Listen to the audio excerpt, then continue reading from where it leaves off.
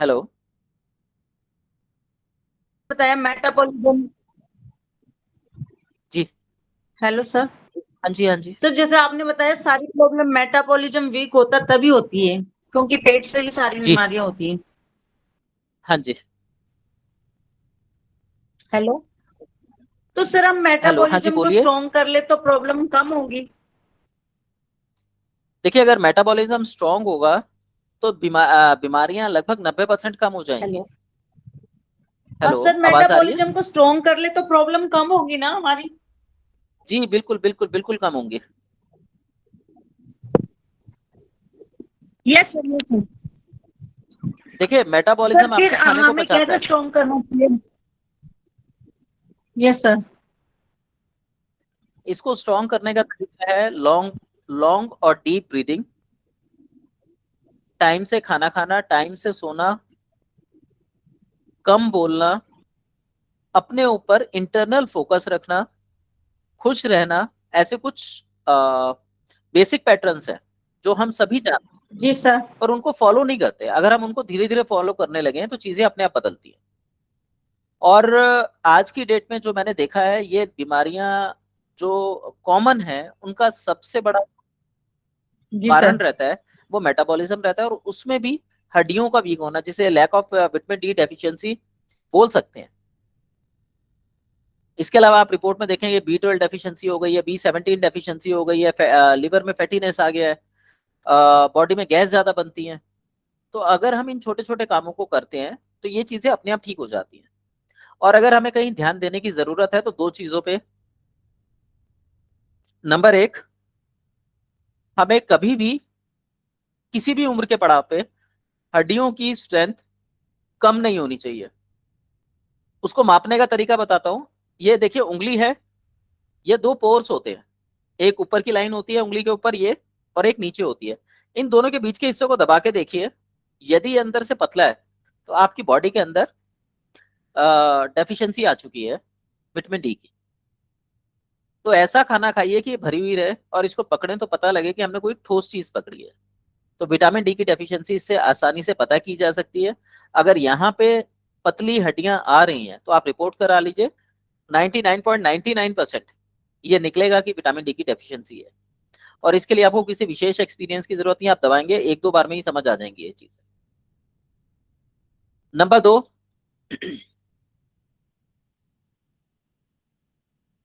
हम जो urine pass करते हैं, चाहे मेल है चाहे फीमेल है, यदि यूरिन की धार कम हो गई है, धार कम होने का मतलब यह है यूरिन दूर जाके नहीं गिरता, लगभग आप मान के चलिए 1 फुट के करीब, 12 इंच लगभग। मैं वैसे बताता हूँ आपको, 6 12, हाँ। जैसे ये हम माने तो ये 6 इंच के करीब का हो गया, तो 12 इंच के करीब, इतनी दूर आपका यूरिन जाना चाहिए। अगर इतनी दूर यूरिन जाके नहीं गिरता, चाहे मेल हो चाहे फीमेल हो, तो ये भी हड्डियों की कमजोरी का संकेत है, और साथ ही साथ शरीर में सूजन का संकेत है। तो इनके ऊपर अगर हम काम करें तो हम अपने बीमारियों को 80-90% तक रिकवर कर लेंगे, सिर्फ इन दो चीजों पे काम करके। रेखा जी, आप कुछ पूछना चाह रहे हैं? हाँ जी, नमस्ते सर। नमस्ते।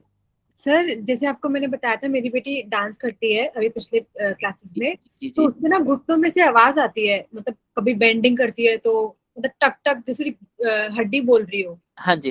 तो उसके लिए हम क्या कर सकते हैं कि मतलब विटामिन डी की कमी है, कैल्शियम की कमी है, क्या है ये। बेटी की उम्र अभी तो, छोटे थे ना आपके बच्चे? 20 साल। 20 साल है। अभी यहाँ पे हम कुछ नहीं कह सकते, कोई कमी नहीं कहेंगे, लेकिन ये कमी की ओर जाने का संकेत है। तो इसके लिए क्या कर सकते हैं हम पानी अभी। ज्यादा पिलाइए। अच्छा। पानी ज्यादा पिलाने का मतलब है बॉडी को ह्यूमिड रखिए, उससे कहिए कि लिक्विड चीजें ज्यादा ले, या खाना खा रही है तो चबा के ज्यादा खाए, एक।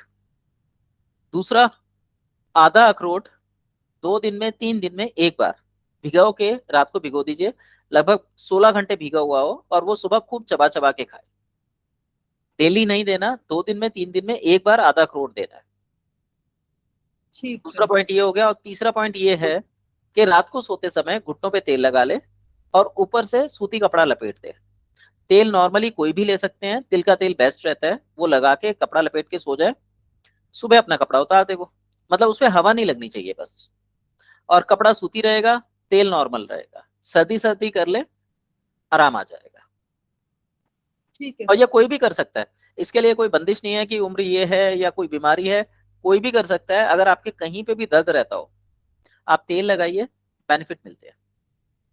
सर जैसे वो योगा भी करती है तो उसके योग गुरु ने उसे बोला था, गुरुजी ने बोला था कि आलू का पानी पीना चाहिए।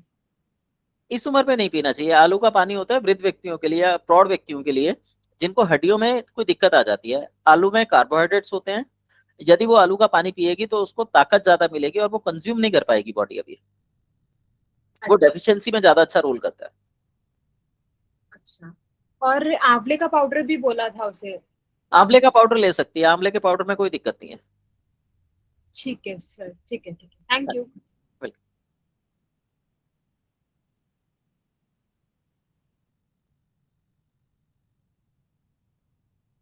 आलू का पानी जो होता है शरीर में गैप आ जाता है हड्डियों में, उसी के तो लिए उसमें लिया भी ले जाता है सकते हैं। ज्यादातर, ये हड्डियों में ना ग्रीसिंग पैदा कर देता है। जिन लोगों को दर्द रहता हो, जी सर, उम्र कोई भी हो, जैसे मेरी मदर ना, हाँ 70 की है, तो उसमें गैप भी आया हुआ, कुल्ले की हड्डी में भी और कमर की में भी, और सारे शरीर में पेन भी रहता है। जी आप उनको ये दे सकते हैं। उसके अलावा हमारी एक रेमेडी है, जो जी इलेक्ट्रोहोम्योपैथ की सर, रेमेडी है, संजीवनी के नाम से। इसके अलावा कुछ वो और भी दे स्पेसिफिक इसी सकते हैं कंडीशन हम? के लिए होती है। इसके अलावा आप आलू का रस दे सकते हैं, जो मैं मेडिसिन बता रहा हूँ वो दे सकते हैं। वो 3 महीने के अंदर अंदर लगभग 60-70% रिकवरी कर देती है, प्रॉब्लम कोई भी हो। ठीक है। और सर दवाई का आलू के नाम? रस क्या, संजीवनी। Okay sir. और इसमें आप विजय सार की लकड़ी आती है, रात को पानी में भिगो दीजिए, सुबह वो पानी पिला दीजिए, लगभग 12 घंटे का भीगा हुआ होना चाहिए।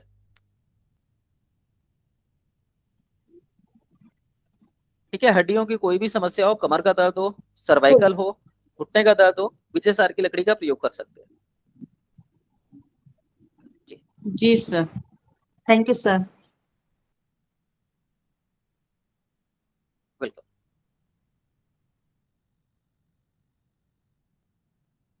चलिए अब हम चलते हैं दिनचर्या पे।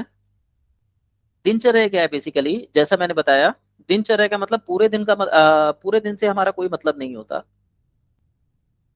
दिनचर्या का मतलब होता है कि आप कब उठें, उसके पीछे कोई लॉजिक होना चाहिए, ऐसे जो काम कर रहे हैं क्यों करें, और उसके बाद तैयार होके आप अपने काम पे काम पे जाने तक के जो कार्य कर रहे हैं उनको हम दिनचर्या के अंतर्गत लेते हैं। इसके अंदर सबसे पहले आता है हमारा सो के उठना। तो ये कहा जाता है ब्रह्म मुहूर्त में उठें। अब ये ब्रह्म मुहूर्त में जो उठने के लिए बोला गया है वो एक स्वस्थ व्यक्ति के लिए बोला गया है। और बिलीव मानिएगा, पूरी पृथ्वी पे कोई भी व्यक्ति स्वस्थ नहीं है। इनके लिए सबके लिए कुछ ना कुछ नियम लगे हुए हैं। नियम क्या है, थोड़े आगे पीछे हैं, क्योंकि एक साथ नियम, एक जैसे नियम सबके लिए काम नहीं करते, तो उनको अलग अलग खंडों में विभाजित करके बताया गया है।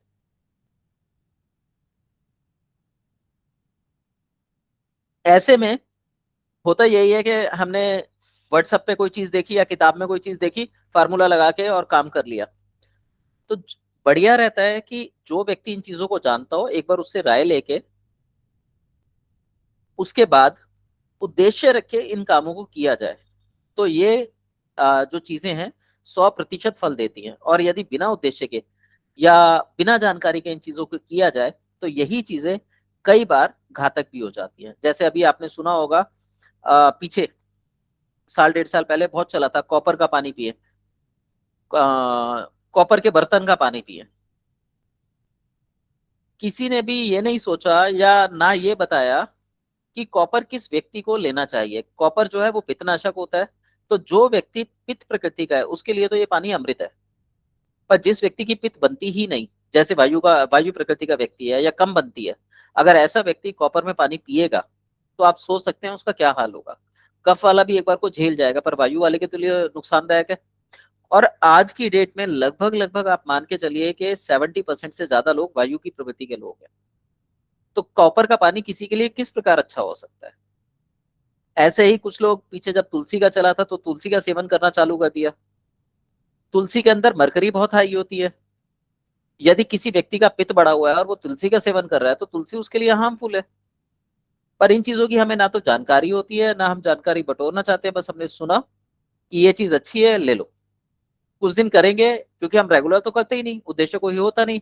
सुनने में अच्छा लगा, हमने कर लिया, जब याद आया तो कर लिया, नहीं आया तो नहीं करा, तो रिजल्ट कहां से मिलेंगे। फिर हम कहते हैं कि भाई आयुर्वेद रिजल्ट नहीं देता, होम्योपैथिक रिजल्ट नहीं देती, या लंबा समय लग जाता है रिजल्ट लेने में। वो जो लंबा समय लगता है वो केवल जानकारी का अभाव होता है। आप आ, आप हुए, मैं हुआ, या जो मर्जी जीव हुआ, अगर हम जीव हैं, अपने बारे में सोच रहे हैं, तो हमारे जो शरीर में सेल्स हैं वो सभी जीवित हैं। उन सबके अंदर वही चेतना है जो हमारे अंदर है। और अगर उनके अंदर चेतना है तो वो भी तो अपनी रक्षा करना चाहेंगे। अगर वो अपनी रक्षा करना चाहेंगे और हम कुछ खा रहे हैं तो उनकी रक्षा कहाँ हो रही है। फिर हम अपने आप से अपने आप को कोसते हैं, हमने ये कर दिया, हमने वो कर दिया, पर उसे सुधारने की कोशिश नहीं करते।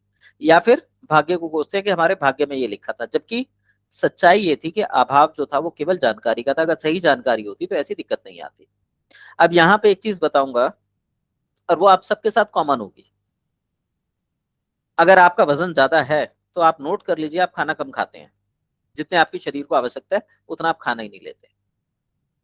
अगर आप शरीर की जरूरत से कम खाना खाएंगे तो 100% है कि वजन बढ़ेगा ही बढ़ेगा। जितना मर्जी दवाइयां ले लीजिए, जितनी मर्जी एक्सरसाइज कर लीजिए, वजन कभी कम नहीं हो सकता। और आप पेट भर के खाना खाइए, साधारण खाना खाइए, आप देखेंगे आप अपने आप दुबले पतले हो जाएंगे। आप गांव के बच्चे देखिए, गांव के लोग देखिए, तो हम कहते हैं जी वहां पे खाने की चीजें नहीं है, शहरों में तो इतनी चीजें हैं। तो ऐसे ही अगर आप देखेंगे, हरियाणा के लोग हो गए, पंजाब के लोग हो गए, महाराष्ट्र के लोग हो गए, ये लोग पतले क्यों हैं। इनका खाना पीना साधारण होता है, और ये खाना पेट भर के खाते हैं, खाने को खाना समझ के खाते हैं। वहीं हम जैसे दिल्ली के लोग हैं, या बॉम्बे के लोग हैं, जो लोग मतलब शहरों में रहते हैं, उन लोगों के पास ऑप्शन इतने सारे होते हैं, चिकना तला भुना खाते हैं, प्रॉपरली डाइजेस्ट नहीं होता, उसको पचाने के लिए दवाइयां खाते हैं, ऑर्गन्स पे एक्स्ट्रा प्रेशर पड़ता है, और फिर उनको ठीक कराने के लिए दोबारा पैसा खर्च करते हैं। यानी अगर देखा जाए तो हम केवल गलत खान पान के चलते, अनियमित जीवन शैली के चलते ही बीमार होते हैं। तो अगर हम सादा खाना दिन में 3 बार शरीर की आवश्यकता अनुसार या कर्म के अनुसार खाएं तो बीमारियां कम लगेगी, शरीर स्वस्थ ज्यादा होगा, बाकी सारे फंक्शन बॉडी के जो मेटाबॉलिज्म वगैरह बताए वो सब नॉर्मल रहेगा। हमारा जो शरीर है वो हमारे से ज्यादा समझदार है, उसे पता है कि क्या करना है। आप देखिए, आप सड़क पे जा रहे हैं और अचानक से कोई चीज आपके सामने से आ जाए, अचानक से, आपका ध्यान भी नहीं है, आ जाए, जब तक आप सोचेंगे तब तक आपके हाथ ऊपर उठ चुके होंगे उस चीज को रोकने के लिए। भले ही सामने ट्रक क्यों ना हो, आपको पता होगा कि आप उसे रोक नहीं सकते, पर फिर भी शरीर एक बार आपका प्रयास जरूर करेगा उसे रोकने का। ऐसे ही जब भी हम कोई चीज खाते हैं, कोई गलत काम करते हैं, कुछ करते हैं, तो हमारी अंतरात्मा एक बार को हमें अवेयर जरूर कराती है, पर हम उसे इग्नोर कर देते हैं। वो सबसे बड़ी गलती करते हैं। और जब भी हम आयुर्वेद या वैदिक चिकित्सा इत्यादि जो पुरातन चिकित्सा पद्धतियां इनका प्रयोग करते हैं, तो यहाँ सबसे पहली चीज यही सिखाई जाती है कि अंदर से जो आवाज आए उसको सुनो, उसको जांचो, उसको परखो, उसका लक्ष्य निर्धारित करो, और फिर उसमें प्रत्युत्तर दो। अगर ऐसा किया जाए तो शरीर में कोई भी बीमारी हमें ज्यादा नुकसान नहीं पहुंचा सकती। तो यहाँ पे दिनचर्या का जो पहला नियम बताया वो था प्रातःकाल ब्रह्म मुहूर्त में उठना। अब ब्रह्म मुहूर्त में वही व्यक्ति उठ सकता है जो रात को समय से सोएगा।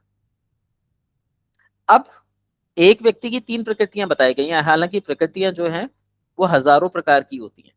इन 3 प्रकृतियों से कई मेल बनते हैं, पर मूल रूप से 3 प्रकृतियां होती हैं, वात प्रकृति, पित्त प्रकृति, कफ प्रकृति। जो कफ प्रकृति है वो रात को 9 बजे सोएगा और सुबह 8 बजे 9 बजे उठेगा।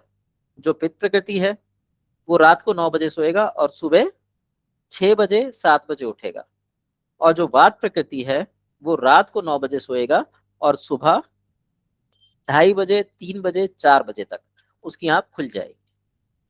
इसका मतलब ये हुआ कि वात प्रकृति वाले व्यक्ति को जो नींद है वो लगभग 6 से 7 घंटे की होती है।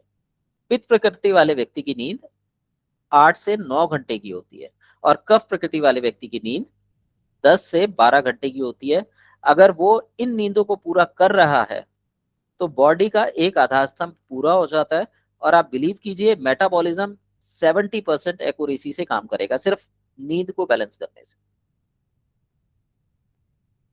अब अगर कोई व्यक्ति रात को समय से सोता है और उसे पता है कि उसे कितना बजे जगना है, तो वो सुबह तभी उठ सकता है जब वो रात को आराम से समय पर सोए। उसके लिए जरूरी है कि पूरा दिन वो सारे कार्य करे जो उसके लिए बताए गए हैं, ताकि उसको रात को थकान हो तो नींद अच्छी आए। जब तक नींद में समस्या रहेगी तब तक ब्रह्म मुहूर्त में डेली उठना संभव ही नहीं है, और यदि आप बलपूर्वक उठते हैं तो कुछ दिन आप उसको कंटिन्यू करेंगे, उसके बाद कंटिन्यू नहीं हो पाता। और यदि फिर भी एक आपकी आदत बन जाती है तो उससे आपके शरीर को नुकसान होना चालू हो जाएगा, क्योंकि आपकी वो प्रकृति नहीं है, हम उसके विपरीत जाके काम कर रहे हैं। अब ब्रह्म मुहूर्त में 2 मुहूर्त आते हैं। पहला सूर्योदय से पूर्व, जो वास्तव में ब्रह्म मुहूर्त है, जिस समय रात्रि समाप्त होती है और दिन लगने की शुरुआत होती है, जिसका समय बताया गया है 3:30 बजे का सुबह का। कुछ लोग इसको 3:30, कुछ लोग 4 बोलते हैं। इस समय ये माना जाता है कि जो व्यक्ति इस समय उठता है वो व्यक्ति संपूर्ण जीवन स्वस्थ रहता है। तो इस समय उठने का जो समय है वे ये बेसिकली उन लोगों का है जो या तो बुजुर्ग हैं, या फिर संन्यास आश्रम में हैं, या फिर अपने शरीर को जानना चाहते हैं या जानते हैं। इसके अलावा अगर कोई व्यक्ति इस समय उठेगा तो वो बीमार पड़ जाएगा, या तो नींद पूरी नहीं होगी, दिन में सोएगा, या फिर उसको अन्य प्रकार की समस्याएं क्रिएट हो जाएंगी, और विशेषकर पैरों में दिक्कत आएगी, लंग्स कमजोर होंगे, क्योंकि ये व्यक्ति वात प्रकृति के व्यक्ति होते हैं। इसके बाद दूसरा जो काल है ब्रह्म मुहूर्त में जागने का, वो है जिस समय उजाला होता है। आज की डेट में अगर उजाला होता है 6 बजे तो 6 बजे उठना है। आज की डेट में अगर उजाला होता है 5 बजे तो 5 बजे उठना है। जैसे गर्मियों में उजाला 5 बजे हो जाता है, वहीं सर्दियों में उजाला 6 साढ़े 6 बजे होता है। तो इतना उठने का टाइम पीरियड एडजस्टेबल होता है। ये व्यक्ति पित्त प्रकृति के होते हैं। इन व्यक्तियों को सुबह इस समय तक उठ जाना चाहिए जब सूरज जागने लगे, या पक्षी जो है बोलने लगे। इसके बाद आता है कफ प्रकृति का व्यक्ति। इस व्यक्ति को सूरज उगने से पूर्व या सूरज उगने तक जाग जाना चाहिए। यह कफ प्रकृति का व्यक्ति है। अगर हम इन नियमों का पालन करते हैं तो हम काफी हद तक स्वयं को स्वस्थ रख सकते हैं। तो पहली जो क्रिया है वो है ब्रह्म मुहूर्त में जागना, उसमें हम ये नियम लगाते हैं। उसके बाद दूसरा आता है मुंह धोना। अब हम सबसे पहले उठते ही क्या करते हैं? सबसे पहले हम उठते हैं, हिलते डुलते हुए बाथरूम में जाते हैं, टॉयलेट पास करते हैं, और फिर पानी पीते हैं या कुछ और करते हैं। पर यदि हम बॉडी की एनर्जी को फील करके, जो कि लगभग सब में एक समान है, केवल वो वात पित्त कफ के अंतर्गत डिस्ट्रीब्यूट हो जाती है।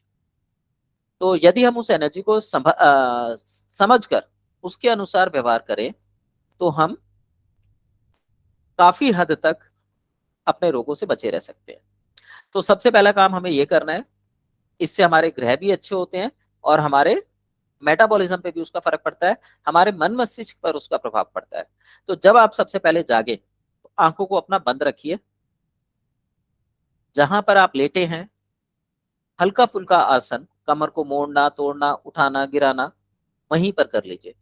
इसमें मुश्किल से आपको 1 मिनट का समय लगेगा, 1 मिनट 2 मिनट बस। इसके बाद वज्रासन में बैठ जाइए। अगर आप पद्मासन लगा सकते हैं तो पद्मासन में बैठ जाइए, नहीं तो वज्रासन में बैठ जाइए।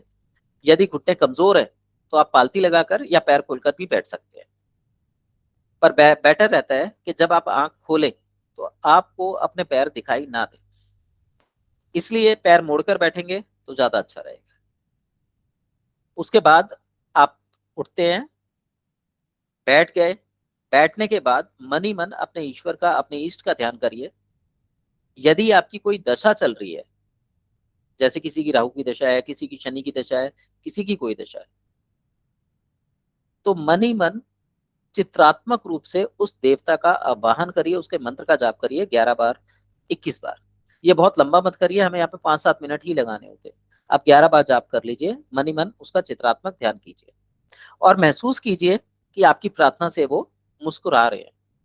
आप देखेंगे बहुत जल्दी आपके ऊपर ग्रहों की कृपा, ईश्वर की कृपा हो जाती है। उसके बाद जो भी आपके इष्ट हैं, सॉरी, पहले आप अपने इष्ट का नाम लीजिए, इष्ट के बाद गुरु का नाम लीजिए, फिर आप ग्रहों का नाम लेंगे। इसके बाद आप ऐसा विश्वास करिए, ऐसा सोचिए कि आपको संसार के समस्त सुख मिल रहे हैं, या जो भी आप पाना चाहते हैं ईश्वर से वो मांग सकते हैं। और फिर हाथों को रब रब करते हुए सबसे पहले आंखें खोलकर अपने हाथों को मिलाकर रखिए और अपने हाथों को देखिए। इसके पीछे मंत्र भी होते हैं। मंत्र याद करना कोई जरूरी नहीं है, आप सिर्फ ये कामना करिए कि आपके हाथ ही आपका समस्त सुखों को देने वाले हैं। आप उनको देखते हुए आंख खोलिए और फिर हाथों को रब करके आंखों पर लगा लीजिए। उससे आंखों में जो कफ भरा हुआ होता है, तीनों प्रकार के व्यक्तियों में कफ भरेगा आंखों में, वो जो कफ भरा हुआ होता है वो गर्माहट के कारण ऐसा माना जाता है पिघल जाता है। उसके बाद अगर आप वास्तव में चित्रात्मक ध्यान करते हैं, आप महसूस करेंगे आपकी श्वासें तेज हो जाती हैं। जब भी श्वासें तेज होती हैं, प्राकृतिक रूप से पसीना निकलने लगता है। तो अगर ऐसा पसीना हो तो अपने चेहरे पर ही उसको पहुंच लीजिए। ऐसा करने से चेहरे पर किसी भी प्रकार के जो दाग धब्बे इत्यादि होते हैं वो नहीं होते, या ये कह लीजिए कि चेहरा सुंदर होता है। उसके बाद जमीन पर अपना सबसे पहले राइट पैर रखिए, उठ के टॉयलेट में जाएं, मुंह में पानी भरें और आंखों पर कम से कम 10-12 बार मुंह में पानी भरने के बाद जैसे मुंह फुला लेते हैं पूरा फुलाकर 10-12 बार पानी के छींटे मारें। इससे आंखों के जो रोग होते हैं, आंखों में जो गंदगी होती है वो निकल जाती है। जब ये निकाल लें, कर लें, उसके बाद मुंह पहुंचकर तब आप यूरिन पास कर सकते हैं। अगर आप यूरिन नहीं आता और एक कुछ आप लोगों ने देखा होगा, कुछ लोगों की आदत होती है सुबह उठते ही सबसे पहले टॉयलेट भागते हैं, ये भी कमजोर हाजमे की निशानी है। अगर यूरिन नहीं आता तो उससे पहले बेटर है कि आपने जब मुंह धो लिया तो रात का रखा हुआ बासी पानी जो मटके का ना हो, मटके की तासीर ठंडी होती है इसलिए मटके का पानी ना हो, आप आज की डेट में कांच के गिलास में पानी भर के रात को रख सकते हैं, फिर वो पानी सुबह पी सकते हैं। या स्टील के जग में पानी भर के रख सकते हैं, सुबह वो पानी पी सकते हैं। यदि आपको पित्त की समस्या ज्यादा हो, गर्मी ज्यादा लगती हो, विशेषकर आपके पैरों में पसीना ज्यादा आता हो, तो आप कॉपर का पानी भी पी सकते हैं। लेकिन ये पानी 2 दिन 3 दिन में एक बार लेना चाहिए और जब आपको लगे कि फर्क आ गया तो इसको बंद कर देना चाहिए। इसमें नाखूनों पर विशेष विशेष ध्यान रखें। यदि आपके नाखून धूप में नीली शेड मारते हो तो ऐसी अवस्था में कॉपर का पानी नहीं पिए। उसके बाद जो है,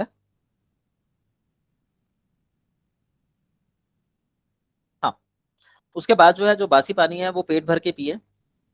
जिस समय पानी पिए उस समय जो हमारा टॉयलेट में बैठने का पोज होता है, इसको हम स्टूल पोज के नाम से बोलते हैं, या अ, जिस प्रकार से अकड़ू होके बैठा जाता है, दोनों पैरों पर बैठा जाता है, जिसमें एड़ी और तलवा दोनों जमीन पर लगे रहते हैं, इस आसन में बैठकर पानी पीना चाहिए।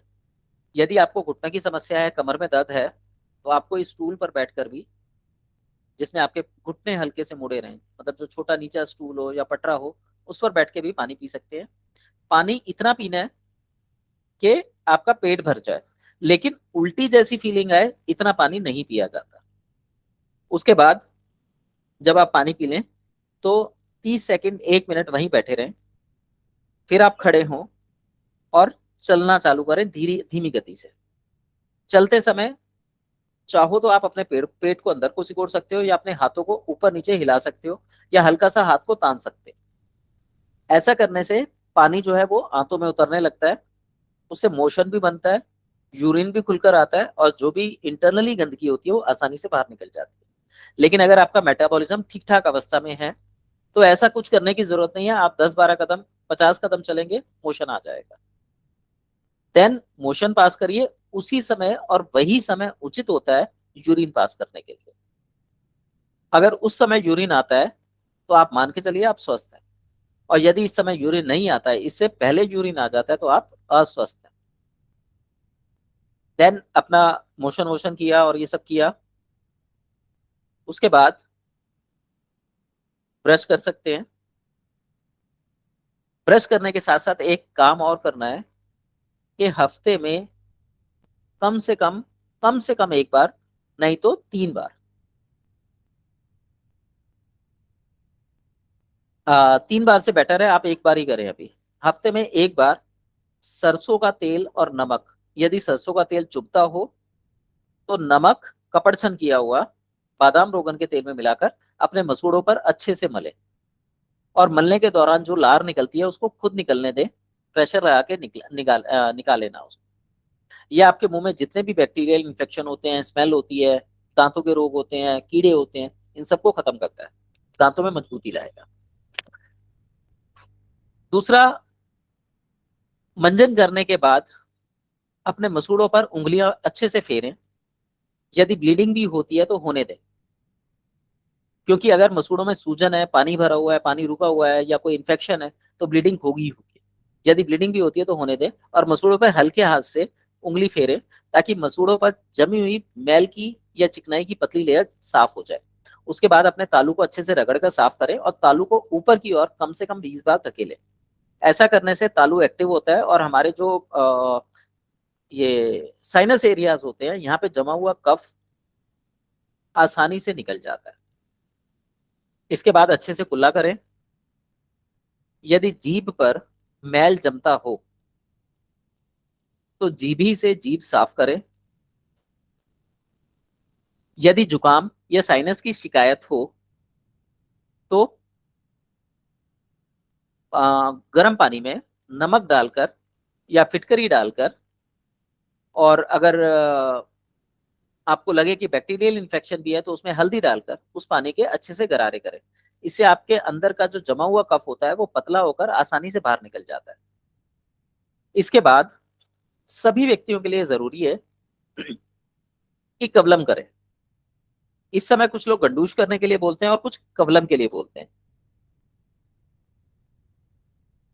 गंडूश होता है मुंह में तेल को रख के उसको चलाना, और कवलम होता है मुंह में तेल रखकर बस मुंह बंद करके रखना। तो कवलम बेहतर रहता है गंडूश से, क्योंकि गंडूश थोड़ा सा कठिन प्रक्रिया होती है और इसको समझना पड़ता है। वहीं कवलम में क्या है, 1 चम्मच, सवा चम्मच या 1.5 चम्मच तेल अपने मुंह में रख लीजिए। अब आप अपने जो भी काम करते हैं वो काम कर सकते हैं, या फिर जो आगे की दिनचर्या का प्रोसीजर है आप उसको भी पूरा कर सकते हैं। मुंह में जो आप तेल रखेंगे कोशिश कीजिए कि वो 45 मिनट्स तक रहे। धीरे धीरे ये तेल आपके मुंह की गंदगी, शरीर की गंदगी को खींचता है, और थायराइड का सबसे अच्छा उपचार बनता है। पर ये समय लेता है, 4-6 महीने का समय ले जाता है।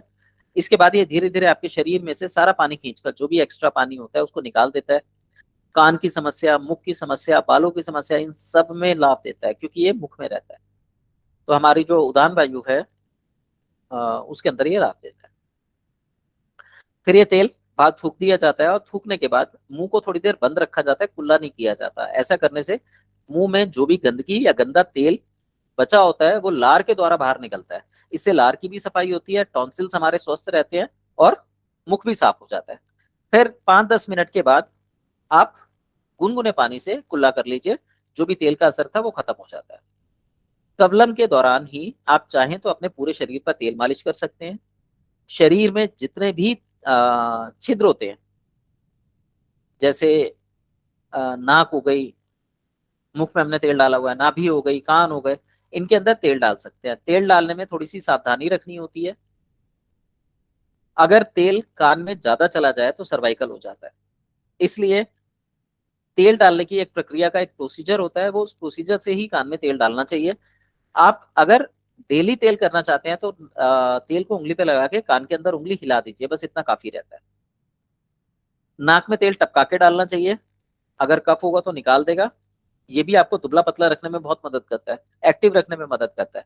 और यदि नाक में वो कफ नहीं होगा तो तेल अंदर रम के आपके ब्रेन को फाइलिंग देके ब्रेन को भी तरावट देगा और बुद्धि तेज करता है। इसके बाद कानों में तेल डालने के बाद अपने पूरे शरीर पर तेल आपने अच्छे से लगा लिया था, मालिश कर ली थी। अब पैरों की आप देखेंगे कि जब भी मैं किसी से बात करता हूँ मैं सबसे पहले पूछता हूँ जी पैर कैसे हैं। पैर ही एक व्यक्ति की वास्तविकता को बताते हैं। तो पैरों में हमने देखा कि पैर ठंडे पड़े हैं या ब्लड सर्कुलेशन नहीं है, तो इसका इम्पैक्ट कहीं ना कहीं हमारे लंग्स से कनेक्टेड होता है।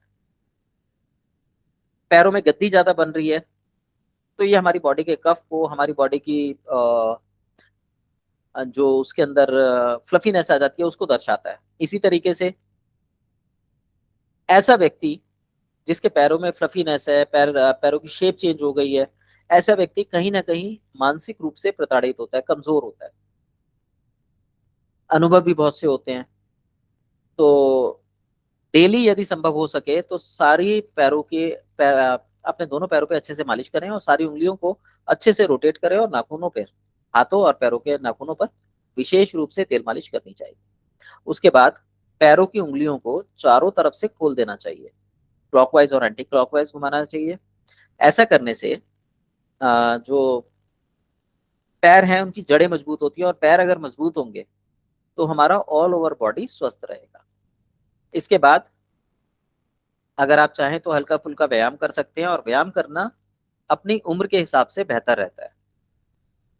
व्यायाम करने के अंदर मेन जो व्यायाम है शरीर का वो 8 से 10 बार, यदि आप अपने हर एक ज्वाइंट को क्लॉकवाइज, एंटी क्लॉकवाइज, फॉरवर्ड और बैकवर्ड अगर मूव कर लेते हैं तो यही एक्सरसाइज सफिशिएंट है, किसी और एक्सरसाइज में जाने की जरूरत नहीं होती। अगर हमारे ज्वाइंट्स में, क्योंकि हमारी बॉडी का जो मैक्सिमम टॉक्सिन्स होता है वो ज्वाइंट्स पे इकट्ठा होता है, तो आपने यहाँ पर ज्वाइंट्स को मूव कर लिया तो टॉक्सिसिटी ब्लड में चली गई, लिम्फ में चली गई, तो क्लेंजिंग आराम से हो जाएगी। इसके बाद आप चाहें तो तेल तेल समेत ही आप नहा सकते हैं, यानी नहाने के दौरान साबुन लगा लीजिए ताकि तेल उतर जाए।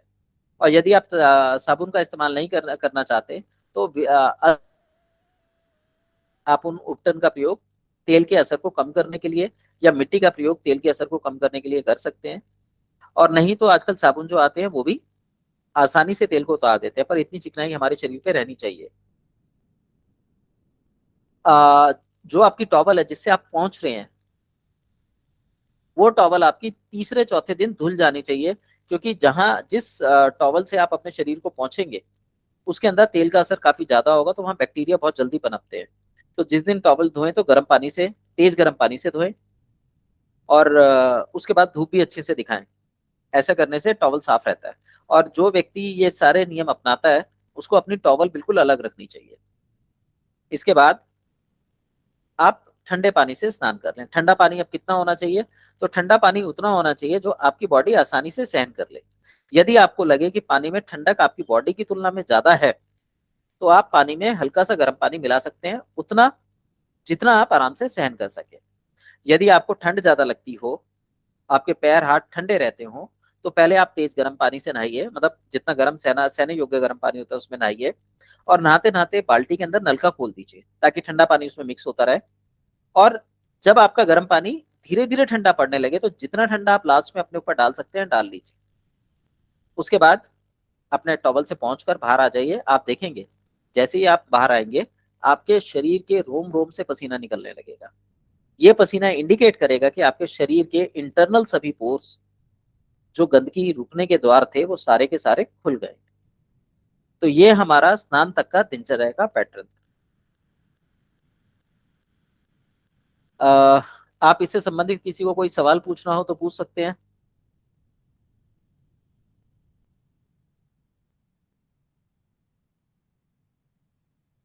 जी बोलिए। किसी ने हैंड रेज किया हुआ है, कोई कुछ पूछना चाह रहे हैं तो पूछ लीजिए। सर ये मुंह में तेल सरसों वाला ही लेना है?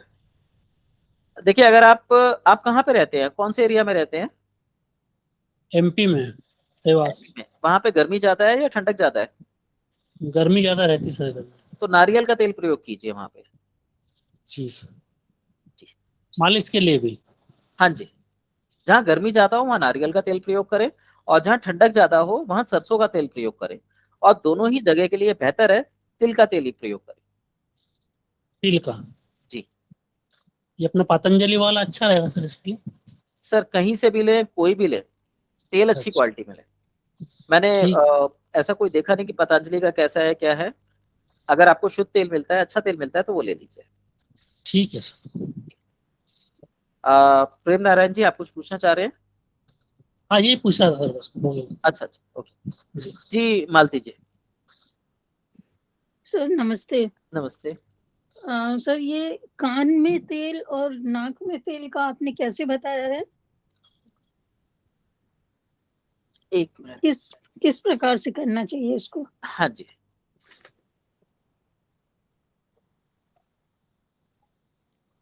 देखिए, जो आप नाक में तेल डालेंगे उसमें आपने क्या करना है, आप किसी फ्लैट पोजीशन पे लेट जाइए, हाँ।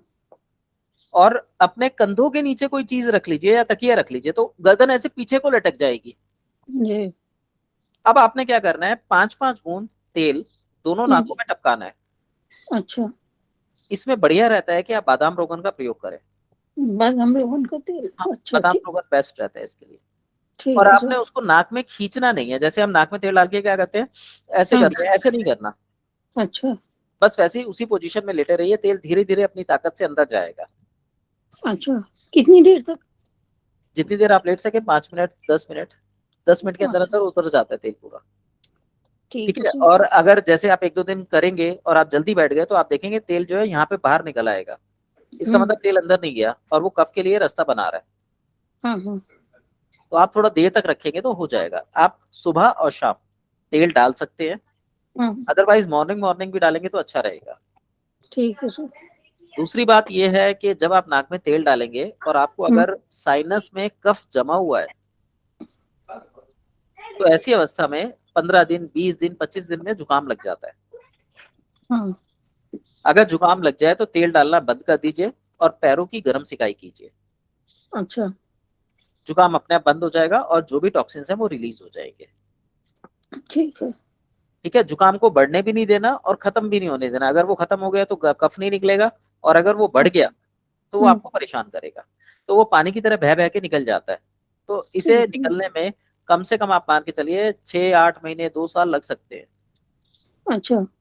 जैसे एक बार आपको जुकाम लगा, आपने तेल डाला, फिर जुकाम लगा, फिर तेल डाला, तो इसमें 2-2, 3-3 महीने का प्रोसीजर होता है ये। अच्छा सर।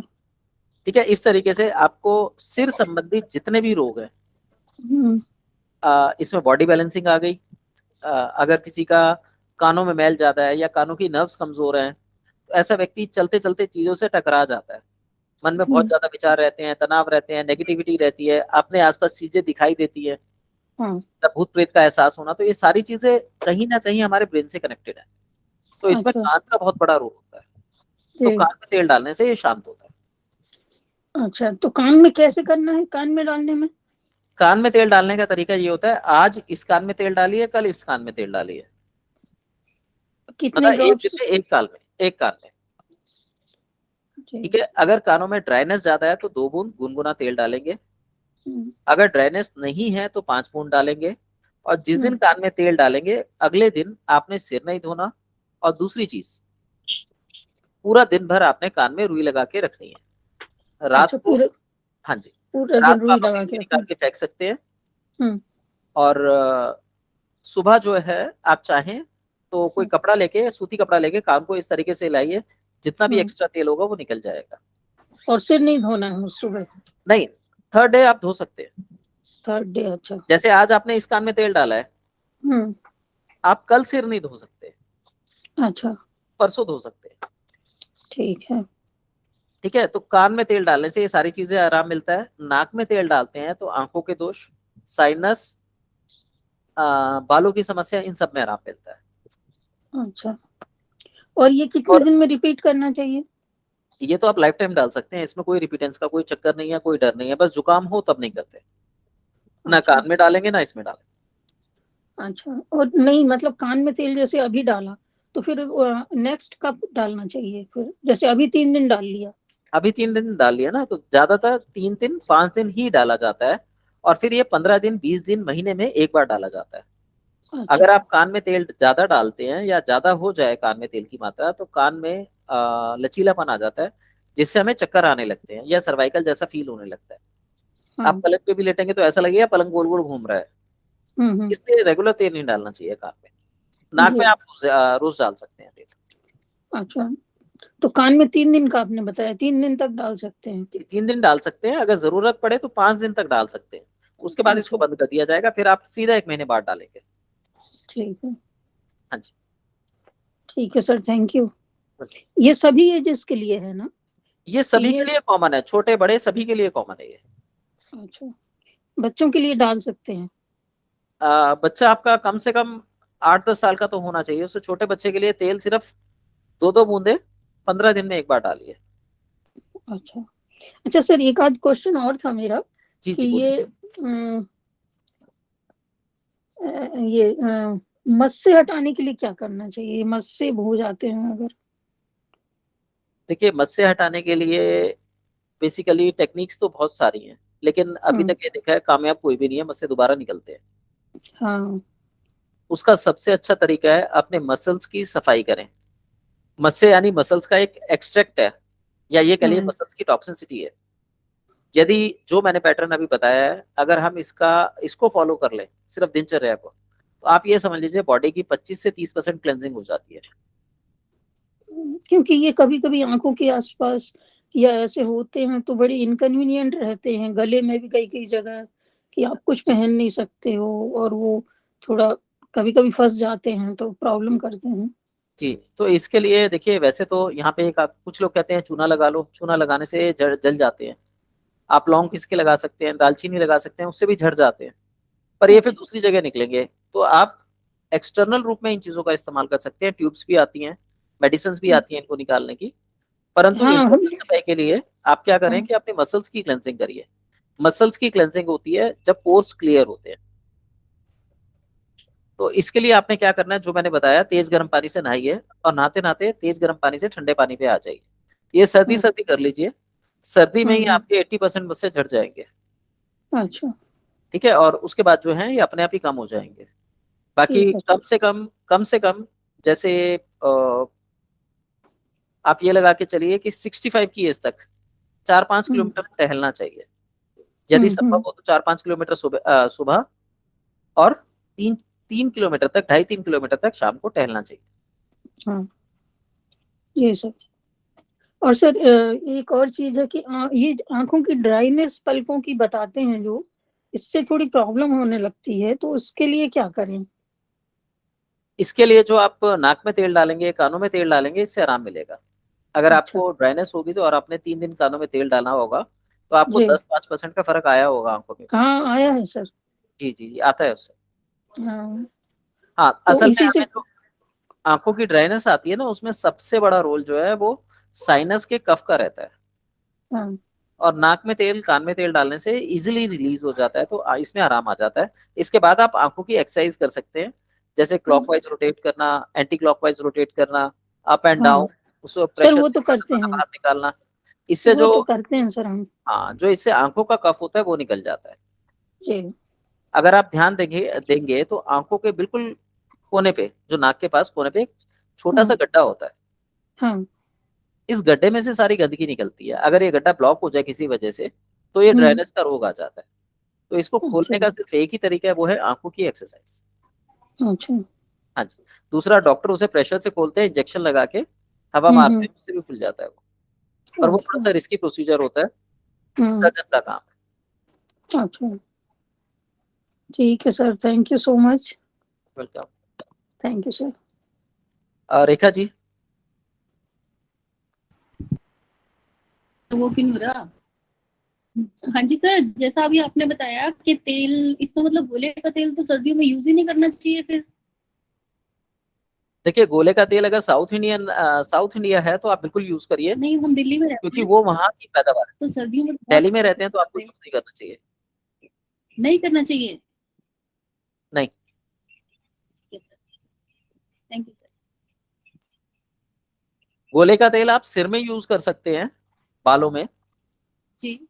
इसके अलावा जहां पर आपकी पित्त बढ़ी हुई हो, जैसे कई बार आपने देखा होगा शुगर के केस में पैर काले पड़ जाते हैं या पैरों में लाल रंग के दाने निकल आते हैं, तब आप वहां पर गोले का तेल यूज कर सकते हैं। नॉर्मली मालिश के लिए गोले का तेल यूज नहीं किया जाता। जी सर। जी सर। जी निर्मला जी।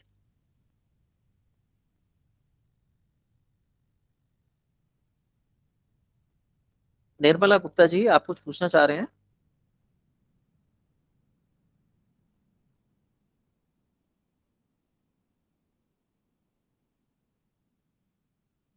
निर्मला जी, आप कुछ पूछना चाह रहे हैं? आपका हैंड रेज है।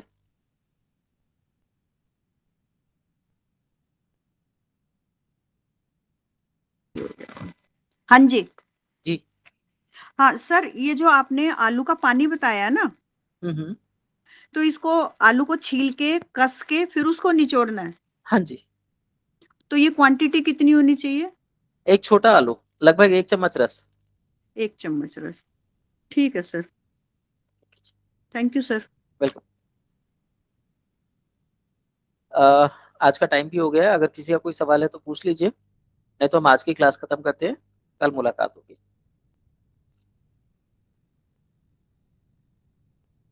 जी जी पूछिए।